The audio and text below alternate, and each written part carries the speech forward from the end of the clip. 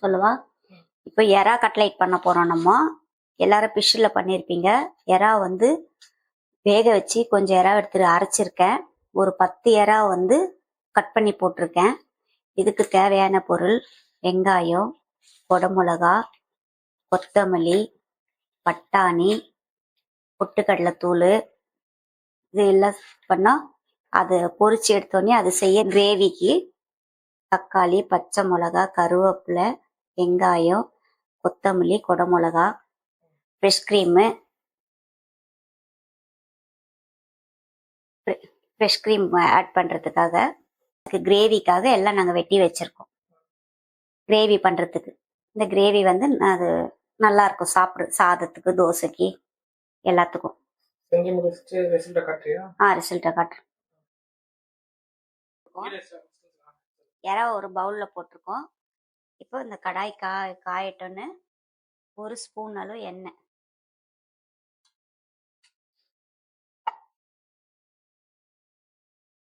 அதுக்கப்புறம் இந்த ஆனியன்,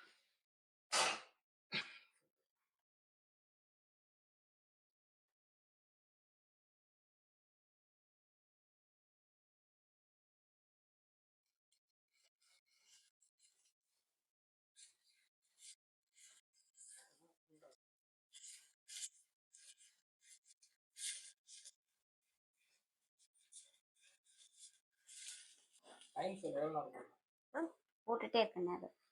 அது கொஞ்ச நேரம் வதக்கணும். அதுக்கப்புறம் குடமிளகா,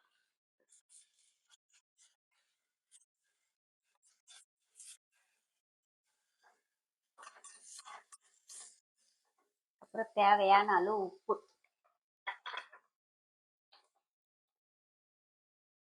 நம்ம கொஞ்சம் தான் வச்சிருக்கோம், கொஞ்சமா உப்பு சேர்த்துக்கலாம். அதுக்கப்புறம் பட்டாணி, இது டிஃப்ரெண்ட்டாக இருக்கும், நம்ம பிளெயினாக தான் செஞ்சுருக்கோம். அதுக்கப்புறம் கொத்தமல்லி. நீங்கள் வந்து எல்லாம் சட்டு ரொம்ப வதங்கணும்னு அவசியம் இல்லை, சட்டுன்னு போட்டு வதக்கிக்கலாம்.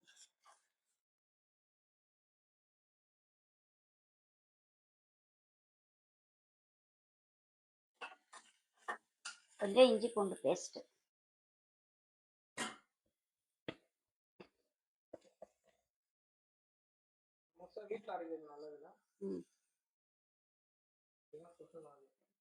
வீட்டில் அரைச்சிக்கிட்டா ரொம்ப நல்லா இருக்கும். இஞ்சி பூண்டு கடையில் அவசரத்துக்கு வாங்குறோம், நம்ம முடியல வெளியே போயிருக்கோம், வந்து டக்குன்னு செய்யணும்னா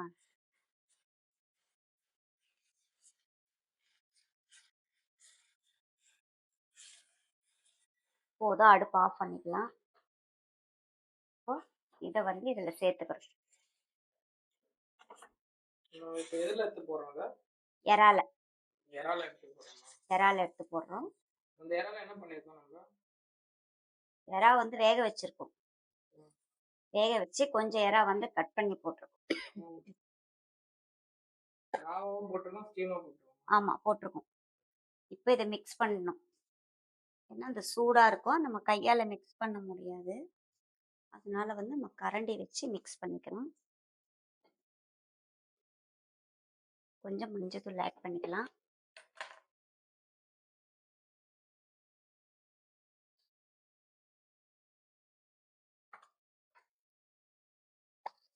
கொஞ்சம் ரெட் சில்லி ஆட் பண்ணிக்கலாம், 1 ஸ்பூன் அளவு. காரத்துக்கு ஏற்ற மாதிரி போட்டுக்கலாம். நம்மளுக்கு எவ்வளோ காரம் வேணுமோ அந்த காரத்துக்கு தகுந்த மாதிரி நம்ம போட்டுக்கலாம். அடுத்தது பொட்டுக்கடலை போட போகிறோம்.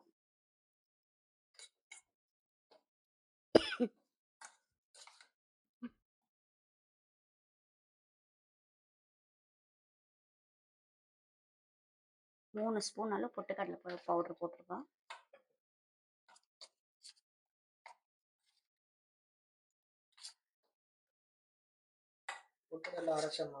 அரைச்ச மாவு. அப்பதான் வந்து இது உதிராது, நல்லா கிறிஸ்பியா வரும். அந்த கிரேவி செஞ்சு நம்ம போடும் போது நல்லா இருக்கும். குழந்தைங்க வந்து அந்த இறால அந்த பட்டாணி இதெல்லாம் நல்லா சாப்பிட்றதுக்கு நல்லா இருக்கும், கலர்ஃபுல்லா இருக்கும். சூடு ஆறி போச்சு. இப்போ கையால மிக்ஸ் பண்றோம்.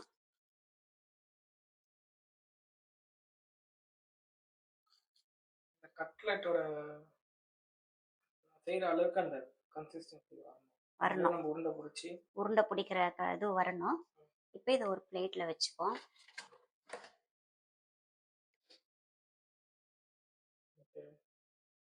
பாருங்க, பார்க்கறதுக்கே நல்லா கலர்ஃபுல்லா பட்டாணி, கொடை மிளகா, வெங்காயம், கொத்தமல்லி, கரம் மசாலா வேணுன்றவங்க போட்டுக்கலாம். நாங்கள் வந்து இதில் கொஞ்சம் சோம்பு பொடி போட்டிருக்கோம்.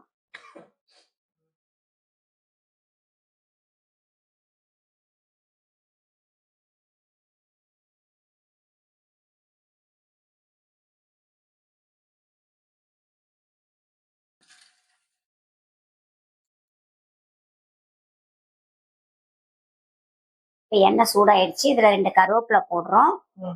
அதுக்கப்புறமா ஒன்று ஒன்றா பொரிக்கிறதுக்கு இதில் போடுறோம். ஒரு ஒரு உருண்டையாக ஃப்ரை பண்ணுறதுக்கு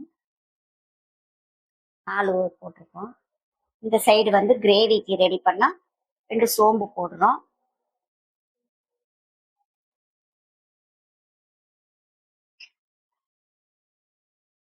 எண்ணெய் நல்லா காஞ்ச ஒன்றே போட்டால் நல்லாயிருக்கும், உடையாத.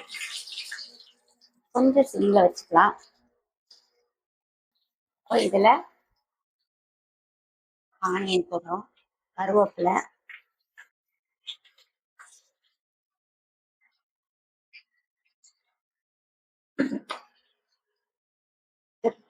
வதக்கம்.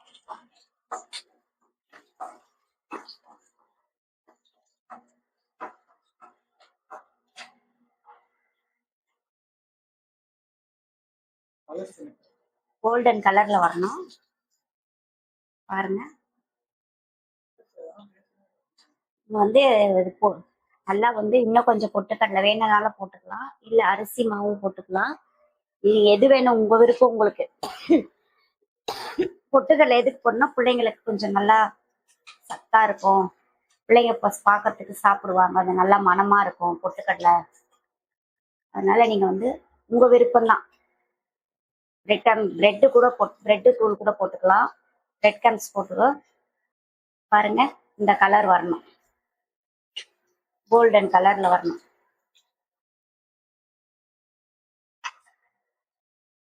ஈவினிங் ஸ்நாக்ஸா கூட பிள்ளைங்களுக்கு ரெடி பண்ணி வச்சு ஸ்கூல்ல இருந்து வந்த உடனே ஃப்ரை பண்ணி சாஸ் வச்சு கொடுத்தீங்கன்னா நல்லா சாப்பிடுவாங்க பிள்ளைங்க.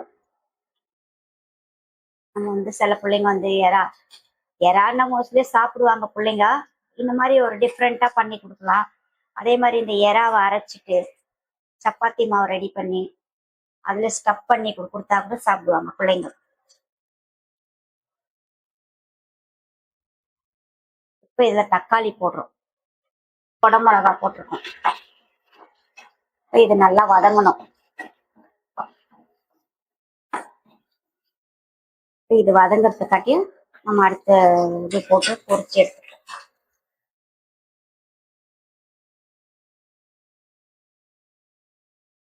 போட்டிருக்கோம், உப்பும் ஆட் பண்ணியாச்சு. அடுத்தது சில்லி போடுறோம். பிளெயின் சில்லி போட்டுக்கினா நல்லா இருக்கும், கொஞ்சம் கலர் கொடுக்கும். கிரேவி ரெடி ஆனோடனே கடைசியில் ஃபினிஷ் டைம்ல ஃப்ரெஷ் க்ரீம் ஆட் பண்ணிக்கணும் நம்ம.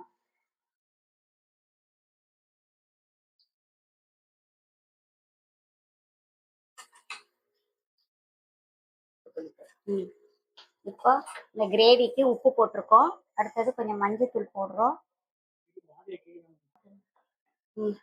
இப்போ இது நல்லா வதங்கிக்கிட்டே வருது. வெங்காயம் தக்காளி எல்லாம் நல்லா வதங்குது. அது நல்லா வதங்கிட்டோன்னு கொஞ்சம் கிரேவியா வரணும், கொஞ்சம் தண்ணி ஆட் பண்ணிப்போம். ஒரு 1/4 டம்ளர் தண்ணி.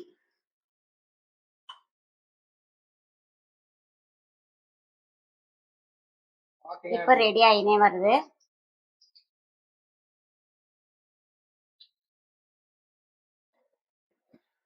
இப்ப நாங்க கொஞ்சம் தனியா தூள் ஆட் பண்ணிக்கிறோம். கொஞ்சம் தனியா தூள், கொஞ்சம் சிக்கன் பவுடர்,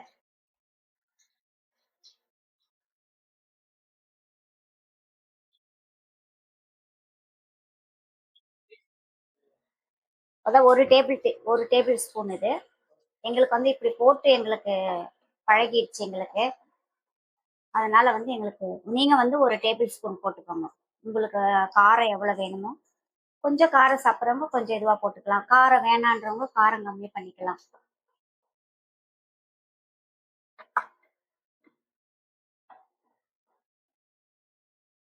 இப்ப இது நல்லா வதங்கிடுச்சு தக்காளி வெங்காயம். ஓரளவு அப்படியே ஆயில் செம்மையா இருக்குங்க. நல்லா இப்ப இது ரெடி ஆயிடுச்சு. கிரேவிக்கு கரெக்டா எக்ஸாம்பிளா இருக்கு. இது இந்த கட்லெட் ஃபுல்லா ரெடி ஆயிடுச்சு. இந்த கட்லெட் அந்த கிரேவில போட்டுக்கணுமா? கிரேவில போட போறோம். இப்போ நம்ம தனியா தூள் ஆட் பண்ணதுனால இன்னும் கொஞ்சம் தண்ணி சேர்க்க போறோம் நம்ம. ஏன்னா அந்த கிரேவி கன்சிஸ்டன்சி நம்மளுக்கு கிடைக்கணும்னா கொஞ்சம் தண்ணி சேர்த்துக்கணும். இப்போ நம்ம சப்பாத்தி அந்த மாதிரி செய்யும் போது சாப்பிட்றதுக்கு நல்லா இருக்கும்.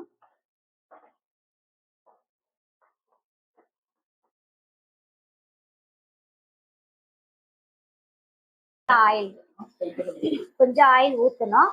கொஞ்சம் 2 டேபிள் ஸ்பூன் ஊற்றிக்கோங்க. வேணான்றவங்க ஓகே, எங்களுக்கு ஆயில் ஒத்துக்கல அப்படின்றவங்க. இப்போ ஃப்ரெஷ் க்ரீம் சேர்க்க போகிறோம்.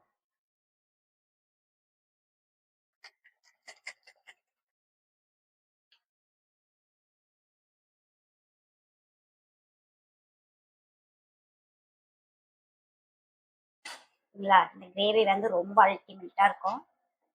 பிள்ளைங்களுக்கு சாப்பிட்றதுக்கு கொடுத்தீங்கன்னா சப்பாத்தியோ இட்லியோ அதெல்லாம் அவங்க நல்லா சாப்பிடுவாங்க. இப்போ இதில் இன்னொரு 1/4 டம்ளர் தண்ணி சேர்த்துக்கிறோம். இப்போ பாருங்க,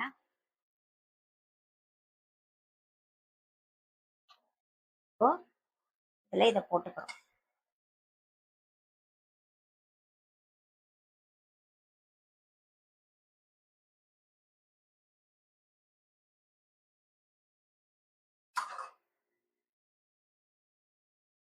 மேலே கொத்தமல்லி பாருங்க எப்படி இருக்கு, நல்லா பார்த்து கலர்ஃபுல்லாக இருக்கும்.